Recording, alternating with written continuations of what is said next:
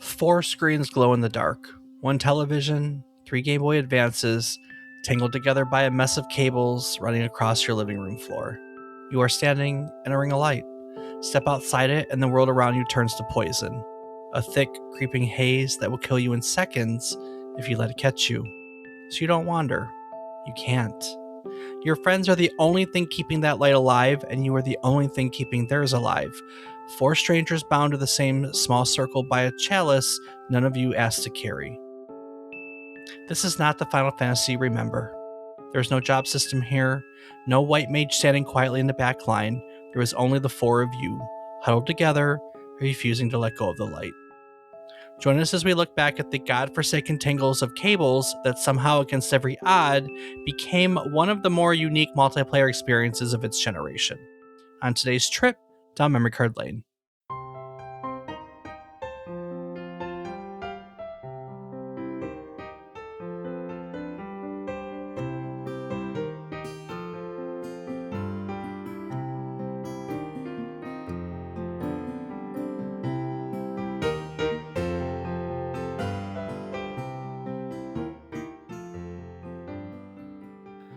Good morning, good afternoon, and good evening.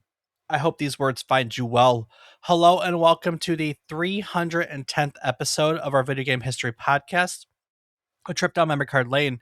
Each week we'll tell you a story relevant to the current week in gaming history. It can be about a game or the people who have created it.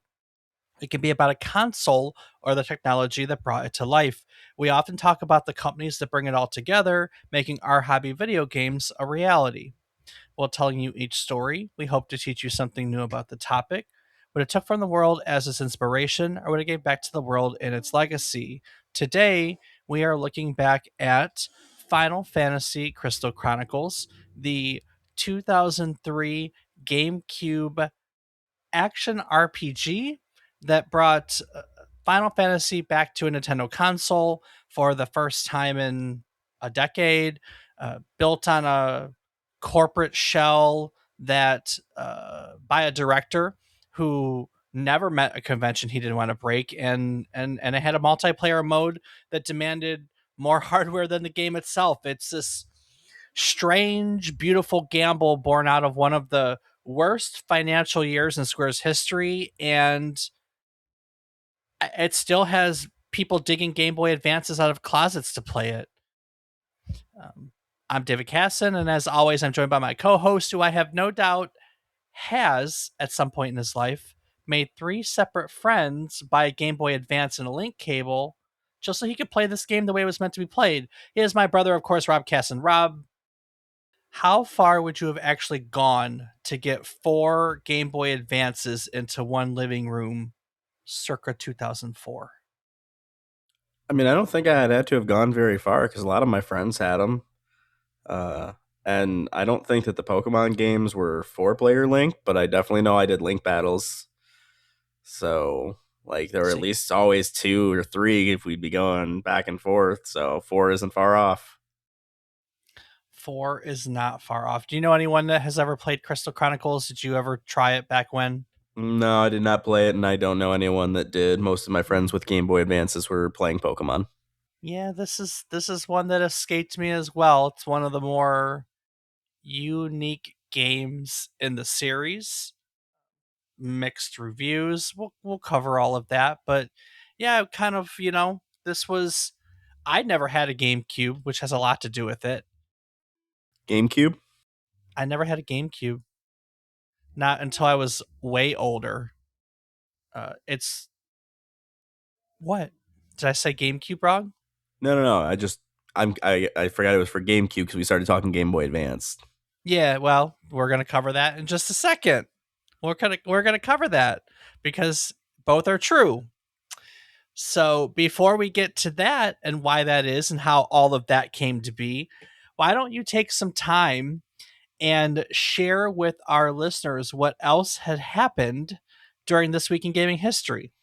Well, what had happened was on August 2nd, 1991, Streets of Rage was released for the Sega Genesis in Japan, developed and published by SaGa. 3 ex-police officers, fed up with a crime syndicate that had bought its way into City Hall, quit the force and took to the streets themselves, fists first. Directed by Noriyosha Oba, with a pulsing electronic score by Yuzo Koshiro, the game let up to two players punch, kick, and body slam their way through waves of thugs in a genre that Double Dragon and Final Fight had already made crowded. What set it apart was the music, a soundtrack that sounded more like a nightclub than a video game, and a sense of style that made getting jumped by six guys at once feel less like a chore and more like a groove. 35 years later, the series it kicked off is still getting new entries. Yeah, because we have a Streets of Rage 4 now, if I'm not mistaken. I don't know, Dave. I'm not the Streets of Rage guy. That's an all you thing.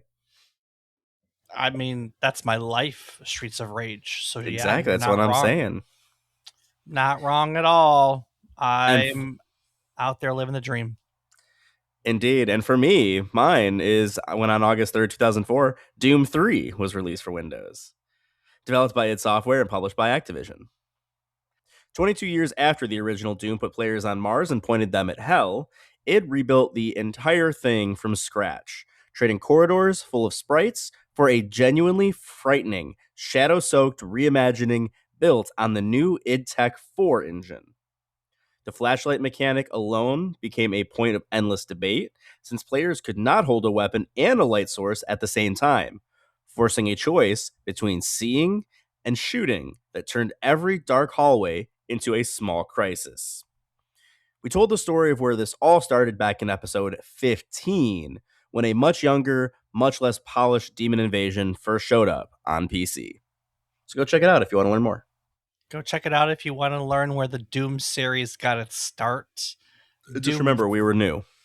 we were new. Doom 3 was like one of those games that like pushed the graphical bar, like that whole id Tech 4 engine and the lights and the shadows and the dynamic lighting. Like we hadn't had, like we didn't see anything like it at the time. It was literally revolutionary at that moment. Just one of those moments we all got to experience together where gaming took a nice technological leap.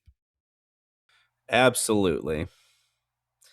Next up, on August 4th, 2005, Pokemon XD Gale of Darkness was released for the GameCube in Japan, developed by Genius Sonority and published by the Pokemon Company. A direct sequel to Pokemon Coliseum, it sent players back to the desert region of Aura to track down shadow Pokemon, creatures whose hearts had been forcibly closed off by the criminal group Cypher, starting with a legendary Shadow Lugia at the center of the story. It was the last mainline Pokemon spin-off Nintendo would put on a home console for years. A strange, moody entry in a franchise that had built its identity almost entirely on handheld screens. We went all the way back to where that franchise started back in episode 57, so if you want the fuller picture on how Satoshi Tajiri's Bug Collection turned into the biggest media franchise on the planet, go there. Go check it out. Did you ever play Gale of Darkness? I believe that my GameCube is still skinned with the XD Gale of Darkness skin. I need to find it. I know it's in one of my boxes somewhere, but I'm pretty sure it's still to this day that it has that one on there. That's pretty Coliseum cool. and Gale of Darkness were probably my favorite Pokemon games of that era. I remember playing a ton of them. I thought the Shadow Pokemon idea was really cool. And yeah, it's just a lot of fun. And it Awesome. was a good That's way to catch some cool legendaries. yeah. I would assume so. Could you catch the Shadow Lugia? Yeah, Lugia, Awesome. but you know, Lugia, eh, Lugi? Is it yeah, there you Lugi? go, Luigia. Yeah, okay. The It's a non-Pokemon me. guy strikes again. Next up, on August 6th, 1993, Secrets of Mana was released for the Super Famicom in Japan, developed and published by Square. The game began life as a launch title for a Nintendo and Sony CD add-on that just never happened.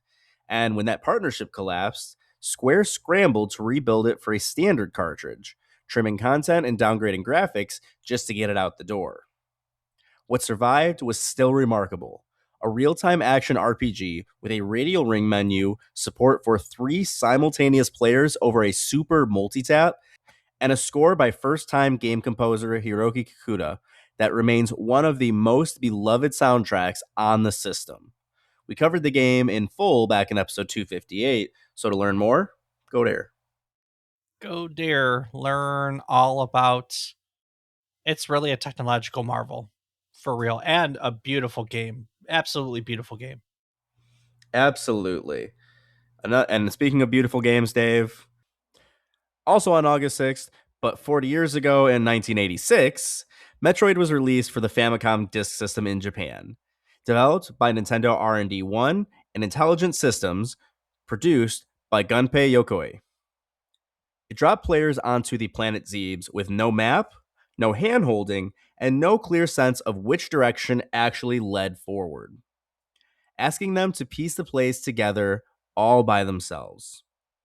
The reveal at the end that the armored bounty hunter Samus Aran was actually a woman under the suit the entire time became one of the most famous twists in gaming history, almost completely by accident. We explored the whole story back in episode 51, so to learn more, go there, check it out, and enjoy. Yeah, we're all big Metroid fans. We've done Metroid, Super Metroid. We haven't done any Primes yet, but we should get there eventually. Yeah. Yeah, Optimus is one of my favorites. Sentinel's Okay. pretty sick too, except he's Oh, bad. okay. Okay. I walked into that one. Indeed. But Dave, I don't think people are here to learn about the primes. I think they're here to talk about Final Fantasy Crystal Chronicles. I'm a So fan of the Prime. What are the Primes? 1, 3, 5, 7? No, I have no clue. What are Primes? What are Prime uh, numbers? I don't even know what Prime okay, numbers Dave. are. I think we're here to talk Crystal Chronicles. So why don't I'm you a tell fan us of where that Prime got started? Steak. Damn. Goodness gracious. I know. The story of Final Fantasy Crystal Chronicles doesn't really begin in its place on the GameCube. It begins rather in a rendering farm in Honolulu some 4 years before the game came out with a movie that really nobody in the audience asked for. In 1997, fresh off the massive success of Final Fantasy VII, Hironobu Sakaguchi decided that he wanted to make a movie. And so Square spent over $45 million building a state of the art computer animation facility in Hawaii, and Sakaguchi himself was placed at the head of the new studio called Square Pictures. Now, the ambition was staggering, right? If you don't know Sakaguchi, it's the father of Final Fantasy. He wanted to turn Final Fantasy into a media franchise, right? His ambition was staggering. The film was going to be the first to attempt full photorealistic CGI animation. And Sakaguchi's plan was beyond just making one movie. He wanted to create Aki Ross, the film's lead character, as what he called a digital actress, right? Not a mascot, not a character in this one movie, but an actual performer built entirely out of code who could headline other films after this one. And isn't that a really interesting thing to think about in the time of AI now, you know? Yeah, Like it was a 97 cutting edge novel concept and now it's like ew. it's such a, like we see it now, and it's like, yeah, we don't like this. I mean, I Yeah. guess some people do, but yeah, yeah, it's not the greatest thing Yeah. everyone thinks it is. Eh, Getting to this point was not fast and it was not cheap.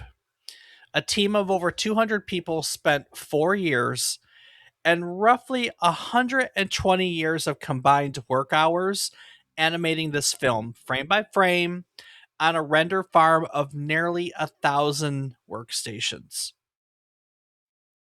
And the costs just kept climbing.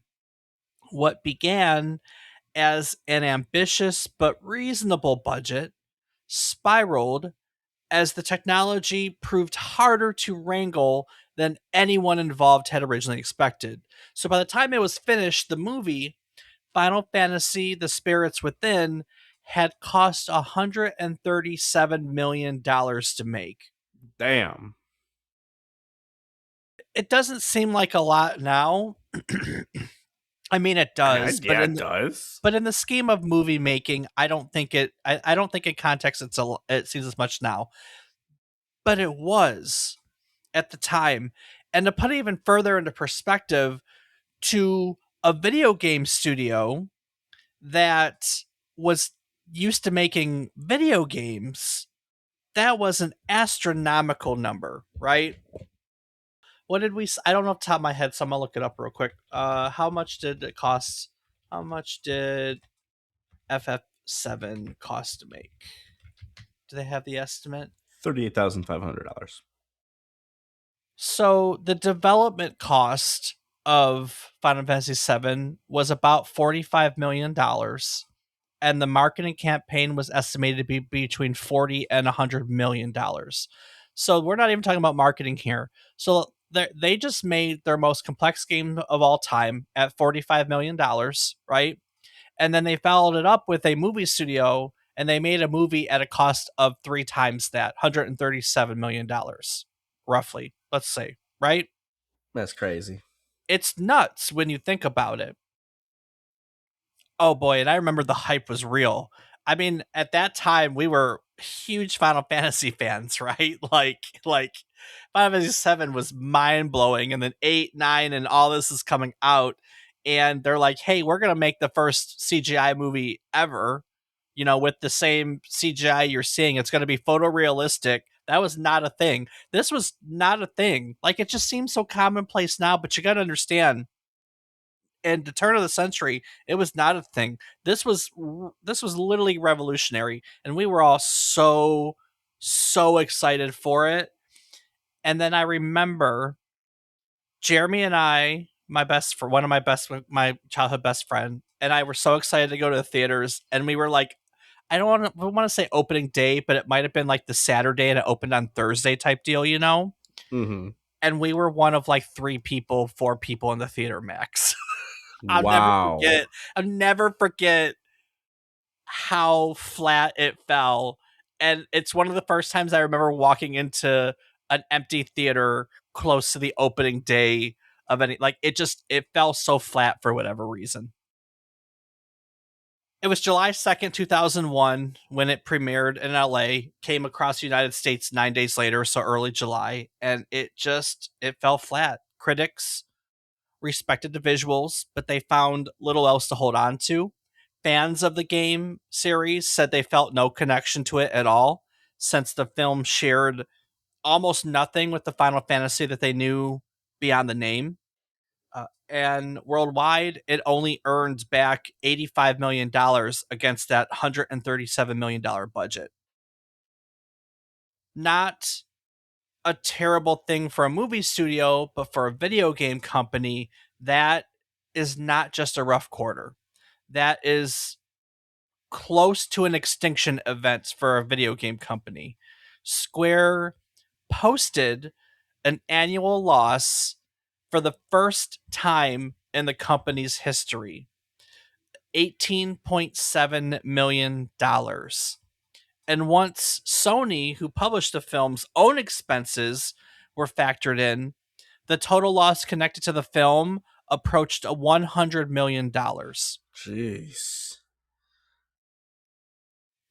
The fallout from this failure moved fast. Square Pictures, the studio that was built specifically to make this film, and the ones that were supposed to follow it, was pretty much shut down not long after release. And it was Sakaguchi's idea, so he didn't walk away unscathed either. He withdrew from Square's management shortly after the film's failure, and then formally resigned from the company a few years later in 2003, the same year that our topic today would ship in Japan. And so, as a result of this movie failure, basically the man who created Final Fantasy was out the door. And the damage reached even further than that. Just to put everything into context, Square at this time was already in talks to merge with Enix before the movie came out. And the scale of the loss scared Enix away from the deal entirely. Now, we all know now, because of Square Enix, that merger happened eventually. But because of this failure, it happened much later than it was originally supposed to. It simply stopped the merger in its tracks for a long while. So by the end of 2001, Square was a company that had lost its most expensive gamble in its studio's history. Lost a studio that was built to chase that gamble further, was in the process of losing the man who defined the company for over a decade, and had just watched its planned merger fall apart before it could even happen. The fallout from Final Fantasy The Spirits Within was real. So Square needed money. Square needed stability. And Square, being a company that had walked away from Nintendo hardware after the Super Nintendo, right? They moved over to Sony with Final Fantasy VII. Famous story. We told it in the Final Fantasy VII episode. They're now considering having a very different conversation with Nintendo than the one that they had planned on, right? They need a lifeline. Well, one came otherwise. In October of 2001, Square approached Sony about a capital injection, and Sony agreed to buy 11.2 million shares of Square stock at $11 a share. That was an 18% discount off the stock's closing price that week. So, killer deal. Sony jumped at it. Deal closes on October 26th, roughly $124 million. With it, Sony becomes the second largest shareholder in Square overnight, an 18.6% stake in the company that up until that point they held absolutely no stake in whatsoever. And they marketed it appropriately. The message behind the money, not subtle.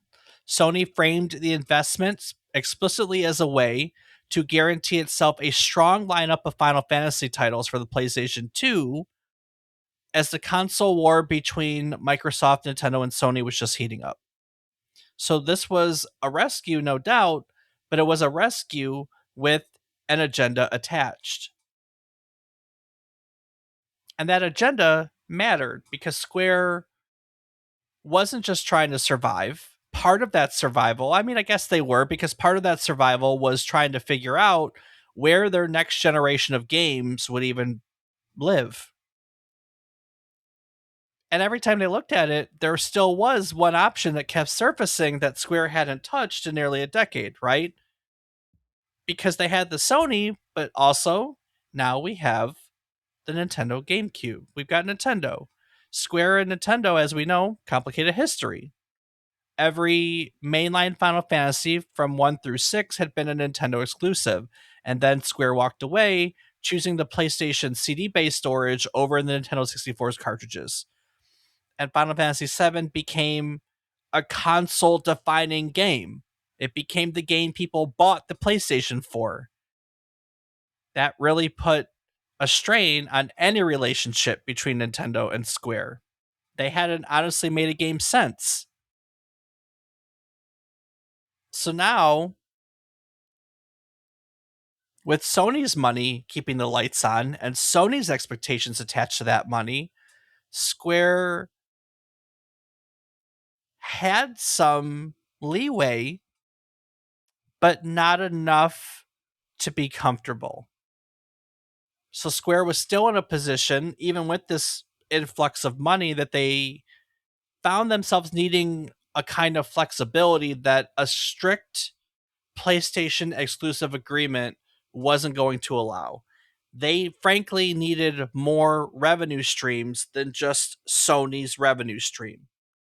They needed to keep talented staff from walking out the door during the worst crisis in company history. And as they saw it, reopening a relationship with Nintendo was one of the other few paths available. So they broached the topic. And to be fair, Sony did not stand in the way. Sony's own rivalry with Nintendo had cooled considerably by that point. It was Sony was more focused on the Xbox, right? Microsoft's Xbox was the latest and greatest, the biggest thing. That was the threat. So Sony didn't see Nintendo as much of a threat at this point. So Sony agrees to let Square pursue Nintendo hardware again on the condition that it just not come at the expense of any output that they're doing for the PlayStation 2. So Square goes to Nintendo, hat in hand, right? Less than a decade after leaving them for Sony for help. And on the other side of that conversation was a man who was about to make the return possible in the strangest way imaginable. And that man was Nintendo's president at the time, Hiroshi Yamauchi. You know, he had run the company since 1949. He had exactly zero sentimentality about how deals got structured as long as they worked. He was a businessman through and through. He paid people to do the marketing, the drama, all of that. He was the money guy. Yamauchi had set up a tool for this kind of situation. He created something called the Q Fund.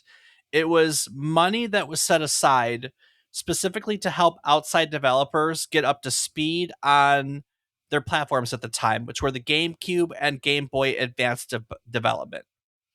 This was not a charity fund, it was Nintendo seeding its own ecosystem, betting that a wave of fresh third party support would make the GameCube worth owning, right? And so Yamauchi wants to deal, but of course, marketing is looking at this. And Square becoming a GameCube developer again was exactly the kind of headline that Nintendo would want to scream to anyone who would listen. But Square couldn't simply announce that it was making games for the Nintendo again, not realistically with Sony's money in its accounts, and not realistically with Sony's expectation of a focus on PlayStation hanging over the deal. As much as Sony says, hey, we don't care, they're going to care if it's on the headlines. You know what I mean? Mm-hmm. And so they came up with a solution to that problem in a very unique but business structured way. So Square created something called the Game Designer Studio. It's a shell company built around Square's product development division 2. And this studio was co-owned by Square and one of its veteran designers, Akitoshi Kawazu. Now we know Kawazu. He is a longtime developer. He's the SaGa series. We've done episodes on him. So on paper, this isn't Square making a Nintendo game. This is a separate studio, its own independent studio that is partially owned by Square, developing for Nintendo hardware with help from Nintendo's own money. And so this essentially lets Square have it both ways, right? Sony's PlayStation relationship stays untouched. Nintendo gets its Final Fantasy headline, and nobody at Square realistically has to explain to Sony why the company they had just bailed out was building a game for the competition. Licensing agreements were a thing. Sony did them too, you know? So just sit with that for a moment. It's strange. Square is a company in the middle of the worst financial crisis in its history, and it builds a wall between itself and one of its own development teams, specifically so the team on the other side of that wall could do something that realistically the company itself was not really supposed to be doing. And then To further that, the man that Square chose to co own that wall was not just some safe, interchangeable studio head. Akitoshi Kawazu had been at Square since 1985. He worked as a developer on the first two Final Fantasy games before creating, like I said, and leading the SaGa series.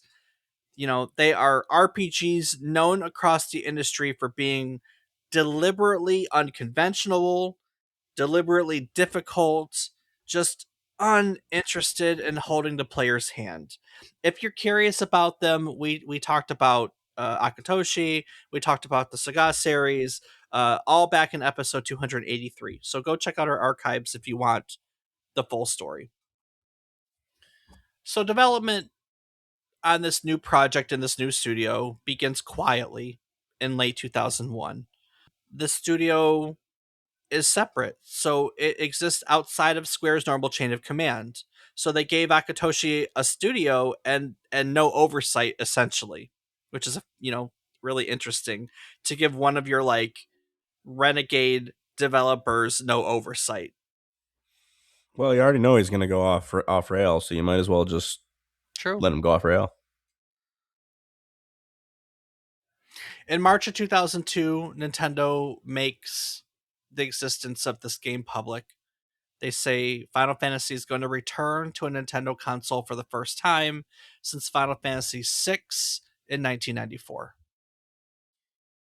Nobody outside of the game designer studio knows what that means yet.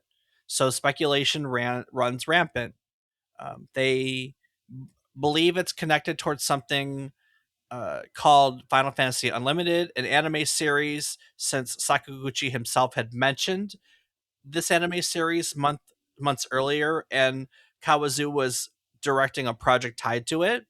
So that's where all this, rampant speculation goes. Of course, that speculation turns out to be wrong. In a way that matters a great deal to how this game turned out, in fact, because that reputation is exactly why the guests missed the mark, right? Kawazu's approach to difficulty was philosophy, not accident. So he is making this difficult game, and his belief in making this difficult game is that he bases his ideas on educational theory. He believes that to help a person grow, you have to give them challenges that sit somewhere between making them give up and making them bored. So given the choice, he would rather a player quit out of frustration than finish a game bored. So he's a guy that wants to build a difficult game, and so it's funny that people are speculating that he's making this game and they turn out to be right, but right for all the wrong reasons, basically. So Kawazu's the man.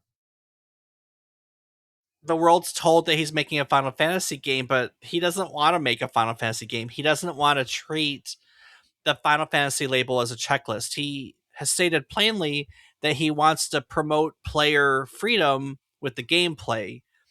And so he doesn't feel any obligation whatsoever. This is the irony of him being tied to Final Fantasy Unlimited. He doesn't feel any obligation to include elements of Final Fantasy that the series has leaned on for over a decade. So, like, jobs like white mage, black mage, these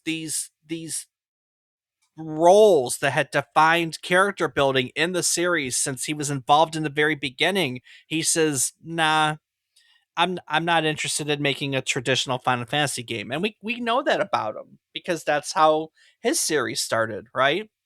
But there's always that idea that, hey, now I'm making Final Fantasy, maybe I'm going to get into line. Nope, Yeah, not at all. exactly.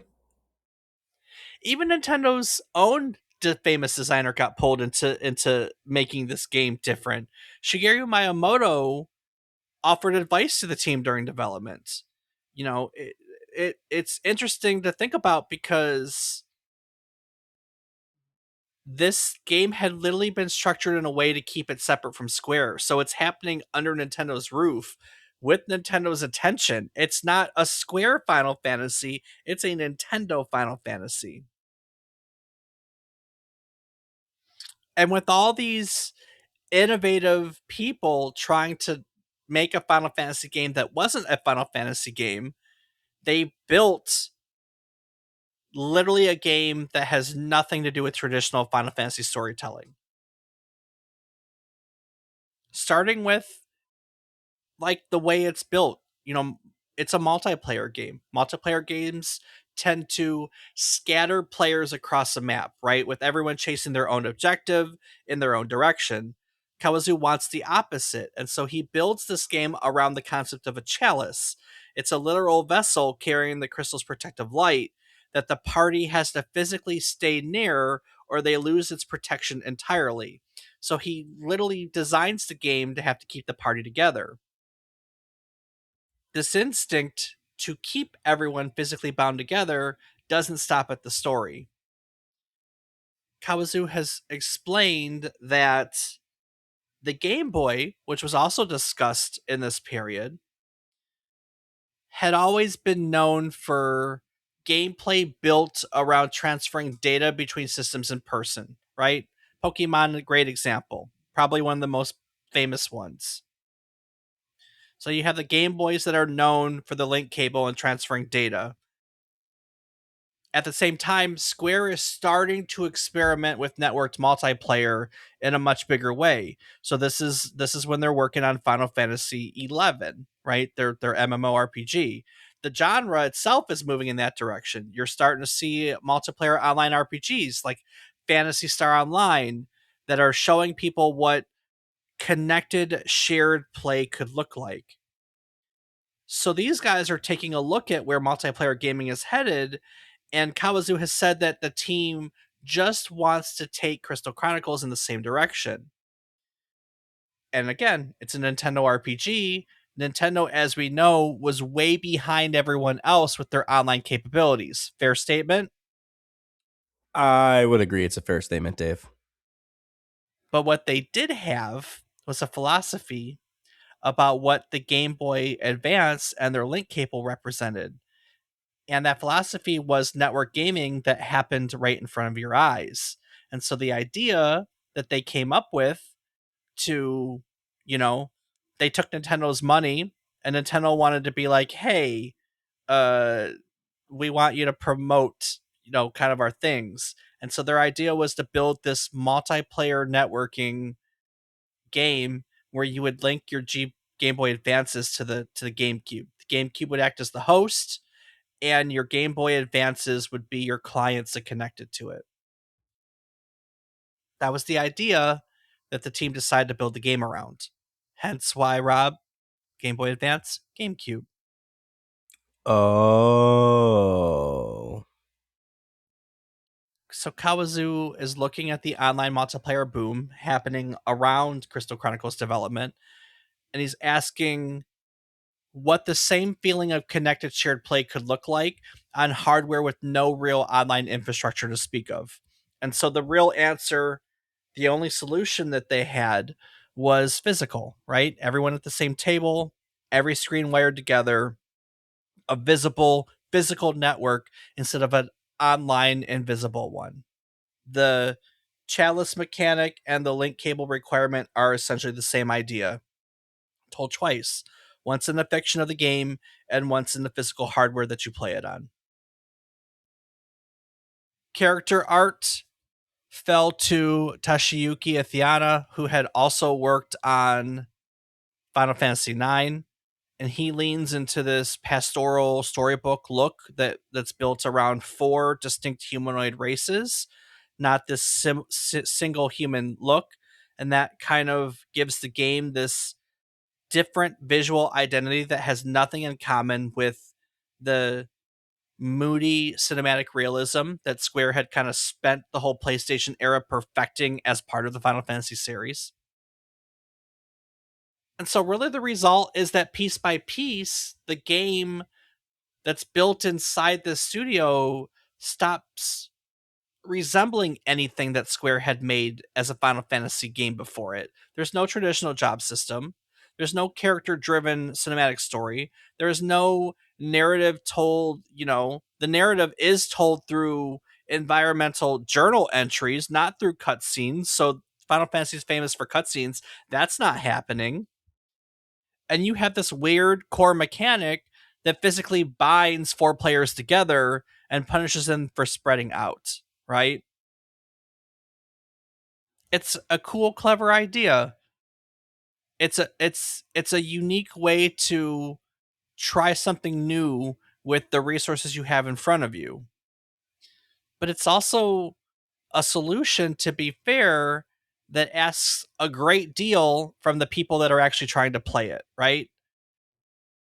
To play Crystal Chronicles with four people, every single player needs their own Game Boy Advance and their own GameCube to Game Boy Advance link cable. There's not one shared cable for the group, one each. The game only comes packaged with a single cable. So if you want this full four-player experience that the game was actually built around, you are buying three more Game Boy Advances and three more link cables on top of whatever you had already spent on the game itself. Now, But to I be mean, fair, if everyone got it, wouldn't they all just get their own? yeah, true. That is true. If you have four friends, three friends that have Game Boy Advances, they could go out, buy their own link cable, and then you could all play together. That is also true. But you do have to find four people that have Game Boy Advances. Okay, that's fair. Now, the Game Boy Advance is not just a controller.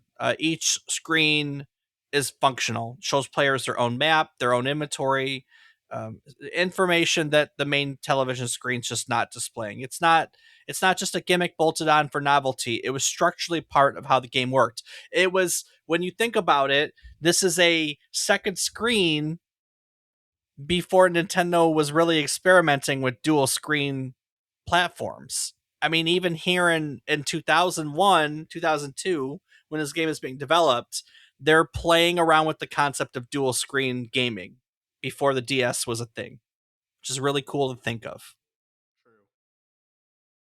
And as cool as it is, though, it was also one of the things that people didn't like about the game because, again, you had needed three friends to Game Boy Advance, three more handhelds, three more cables. And general consensus is that the requirement's not worth the cost of admission, but we'll get there. It's a game designed around multiplayer, right? And so that's one of the other things about it. It's got a single player campaign, but not, right? The single player campaign is just one person playing through the rest. It's there's no narrative, there's no cutscenes. They built a game around cooperative play. They didn't want to interrupt cooperative play, so the narrative is told through like these journal entries. It's cool and not at the same time, right? It's this genuinely innovative way to knit players together on the same screen. Um, but it's also like this math that they never solved because getting three friends into a GameCube game had never before required a shopping trip. But now all of a sudden you have to have three Game Boy Advances and three cables. Kind of weird. That is a little Anyway, weird. development wraps, pieces come together, and on August 8th, 2003, Final Fantasy Crystal Chronicles ships in Japan. And what people found when they actually played it barely resembled the Final Fantasy name that they had come to expect. And the gap between the expectation and reality was about to become the whole story of how this game was received. You know, Rob, I keep coming back to that shopping list anytime I think about this. Four Game Boy Advances, four link cables before anyone even presses start. You know, Square built this shell company structure, an entire company just to sneak this thing onto a Nintendo console, and then still made the actual multiplayer this complicated. Yeah, meanwhile, we make an entire podcast every week, and the most complicated part of our setup is just remembering to hit record. We make it easy. And to do so, we use Zencaster. There's no shell companies required, no wiring of four consoles together. You just log in from your browser, hit record, and you're instantly capturing studio quality audio, and up to 4K video. No walled off division of the company is required. None. And if your connection drops mid recording, Zencaster's multi-layered backups keep everything safe and the highest quality. There's no lost work, no starting over. What about editing? Because from what it sounds like, everything involved with this game took forever to finish. Not with Zencaster. Their post production tools automatically clean up background noise, trim filler words, and balance your audio. There is no render farm required. And once it's done, Well, there's one dashboard. Zencaster distributes your podcast directly to Spotify, Apple Podcasts, and everywhere else your listeners might happen to be. You can record, refine, release on one dashboard. so basically the opposite of needing 4 Game Boy Advances just to hang out with your friends. Pretty much. If you're interested, go over to zencaster.com/pricing. Use our offer code, all one word, memory card lane, and you can get 30% off the first month of any Zencaster paid plan. And once it's done, one cable, one code. That's it. That's right. Head over to Zencaster, use our offer code, memory card lane, and you can get 30% off the first month. All right, Dave. So after all that chaos on Square's end, did the game actually land when people got their hands on it? Well, Japan got Crystal Chronicles first, and Japan liked it. During its debut week, the game sold 179,000 units, reaching second place in the sales charts. By the end of 2004, it had sold nearly 355,000 units in Japan alone, becoming the 28th best-selling game of the year there, and literally giving GameCube sales in the country a real boost. North America and Europe, to be fair, had to wait a little longer. The game didn't arrive in North America until February of 2004, 6 months after Japan, and then Europe got it in March, and Australia also got it in March. Once it did arrive, it was the best-selling title of the month in the US, and in the UK, it was the best-selling title of its release week, first couple weeks. So, I mean, people bought it at first, probably because it was a new Final Fantasy game, to be fair, right? I mean, that's fair, but did they like it? By October of 2007, Final Fantasy Crystal Chronicles had sold over 1.3 million copies worldwide. Okay, so people liked it. Yeah, for a game built on a hardware requirement as steep as it is, that's a pretty damn strong number. The reviews landed somewhere between admiration and confusion, and that tension shows up in many reviews. Aggregated on Metacritic, the game gets an 80 out of 100. IGN gave it a 7.5, GameSpot an 8, Eurogamer a 9, Famitsu gave it a 32 out of 40. Eurogamer's Rob Fahey gave it a near perfect score, called it one of the best action RPGs he had played, with the only real complaint being the multiplayer implementation and all the problems it invited. GameSpot's Brad Schumacher enjoyed it, despite faulting the hardware demands required for the full experience. So people liked it, but didn't like the hardware, didn't like the Game Boy Advance Link deal. Not everyone was as kind to it. Game Informer's Andrew Rainier was openly hostile towards it, calling it an experiment gone awry and saying it was unfit to bear the Final Fantasy name. Damn. That's about as sharp a rejection as a mainline spinoff can get from a major outlet. And if you look at the trend of reviews, you see a clear consensus. Everyone praises the art design and the music, finds the story lacking next to other Final Fantasies, doesn't like the hardware requirements. The overall read is that the game is clearly innovative, but it's got real structural flaws that hold it back from ranking among the best of Final Fantasy titles. So you have this gap between ambition and execution, and that's pretty much the story of the game and how people were critical towards it, told the same way outlet after outlet after outlet. So people liked it. I mean, it won grand prize at the 2003 Japan Media Arts Festival for its multiplayer function. So someone found it technologically relevant. It was innovative, to be fair, but it just, I mean, as a Final Fantasy title, it's really just a footnote in the series, to be fair. I don't know anyone that, I've never heard anyone go, Final Fantasy Crystal Chronicles, I loved that game. Never. I just Yeah, want I to have don't even know anyone who's played it, so the studio that made it didn't get to make anything else. It was the only original game that the game designer studio ever developed. Once the Square Enix merger happened, the studio got folded into the Square Enix company as a subsidiary and was renamed XQEX Corporation, Squex. I don't even know what it's called. I don't remember it. In 2005. And then it was merged into Taito after Square Enix acquired that company in 2006. And then they just dissolved that studio altogether in 2010. So, you know, one game designer studio got to make one original game. The world it created, though, didn't end there. Square Enix kept building inside it for years, and each entry took the series somewhere original, so it became a series known for being different. In 2007, they made Final Fantasy Crystal Chronicles Ring of Fates for the Nintendo DS. This is an actual narrative-driven sequel. So, there's a mystical power tied to the Great Crystal that threatens to undo everything the first game got people spent protecting. It's a smaller, more linear game than its predecessor, built for a handheld, not built for a living room full of friends and cables. In 2009, Echoes of Time was released simultaneously for the DS and the Wii.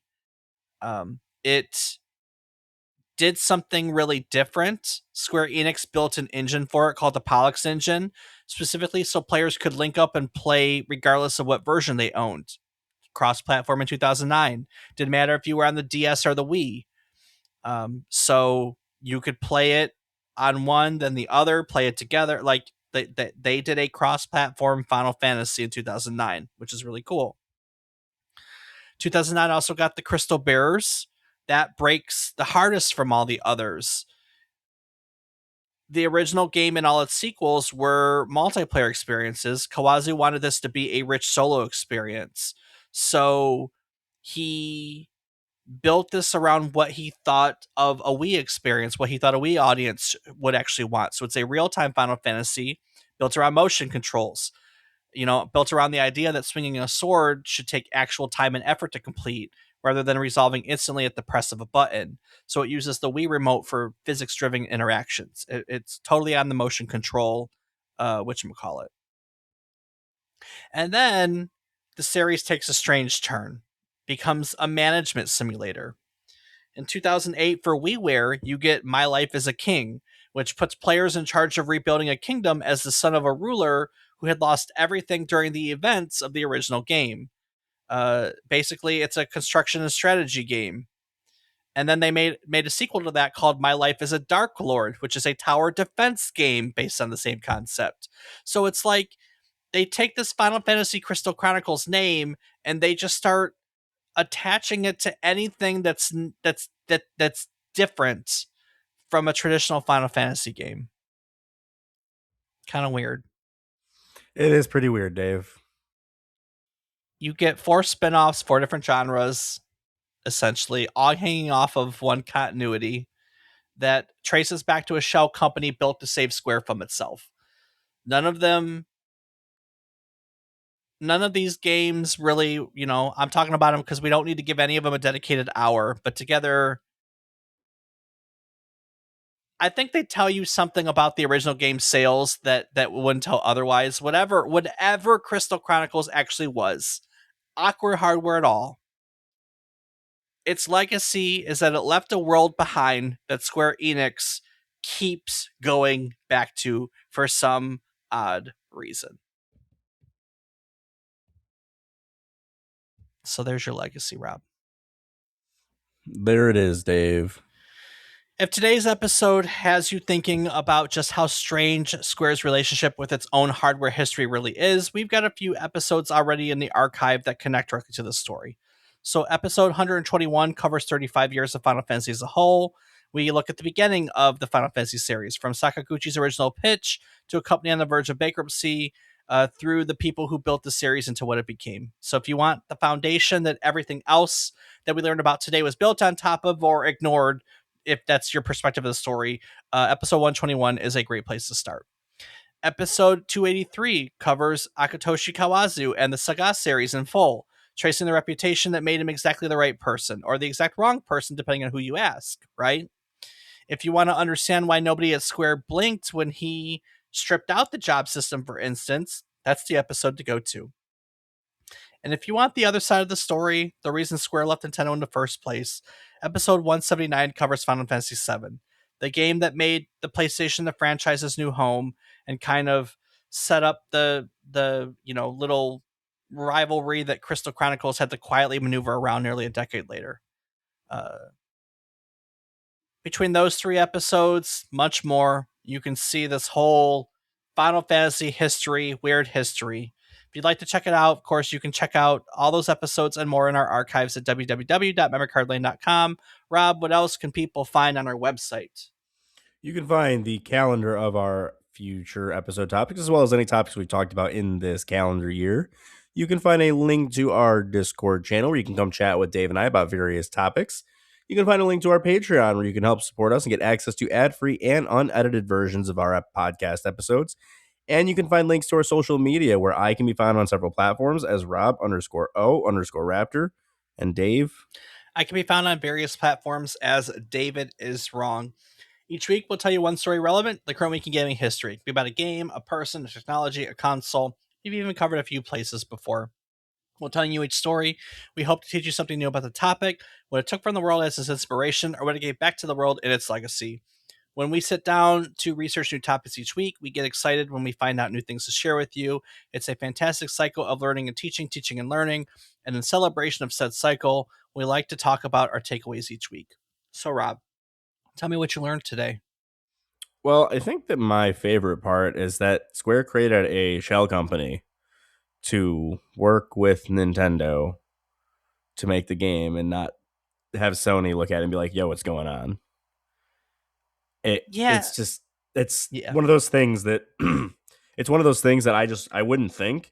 And it's crazy now that looking back, and it's just like, how did this not get noticed? Or how is this Well, not a bigger deal? but it did get noticed and that was the hard part. Like, it's so nuanced because Sony knew it happened, but Sony Sony agreed, but said you can't announce this or advertise it in a way that takes attention away from what you're making for the PlayStation because of all the money we put in the company.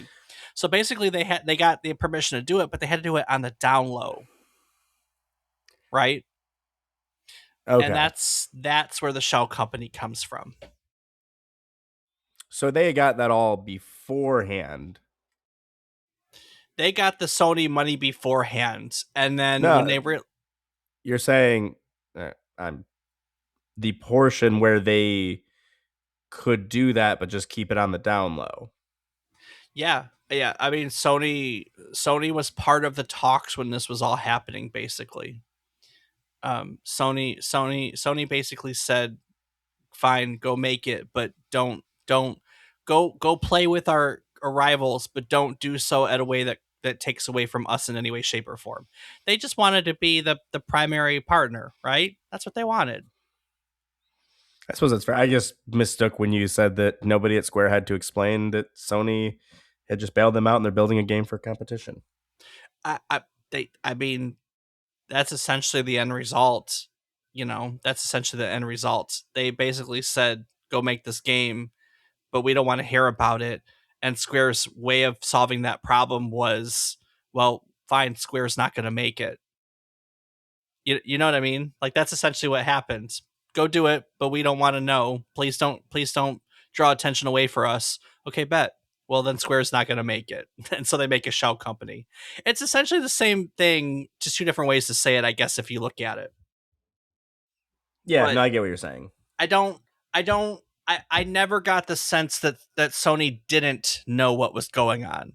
Like, they did know what was going on. They asked that it was done in a way that didn't draw attention away from them. They wanted to be the center of attention.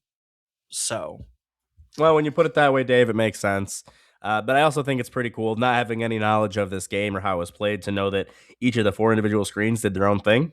that is Um, cool. that's a really cool concept when you think about it, and it's kind of like why we have online gaming now, where everyone looks at their own thing. But to have that in all one place is pretty cool. I guess they kind of did that when you started playing Smash Bros on Wi-Fi and everything. But you could all still be physically in the same room playing together. So it definitely made an impact. I think that's It pretty did. cool. So, what about yourself, Dave? I have a similar takeaway to you. I like that in order to get back on in Nintendo's graces, like they had to be like low key sneaky about it.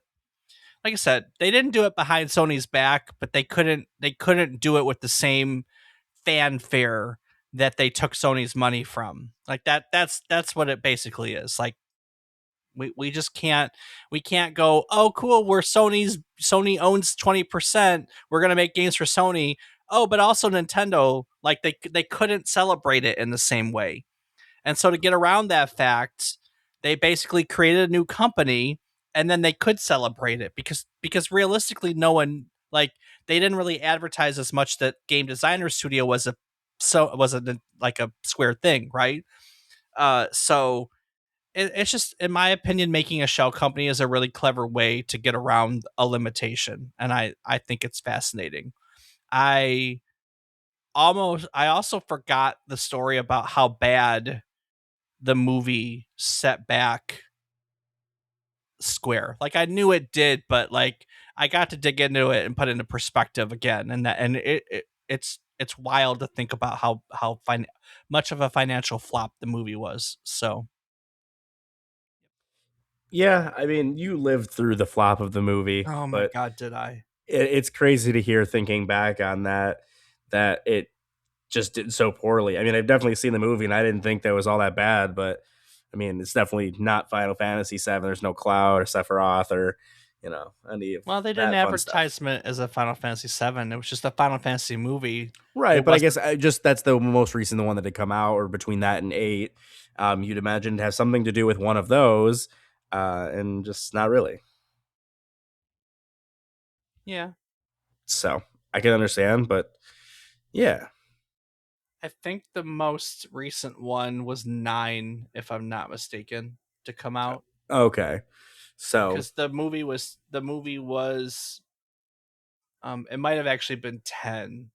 The movie was 2001, right? And Final Fantasy 10 was July of 2001. When was the movie?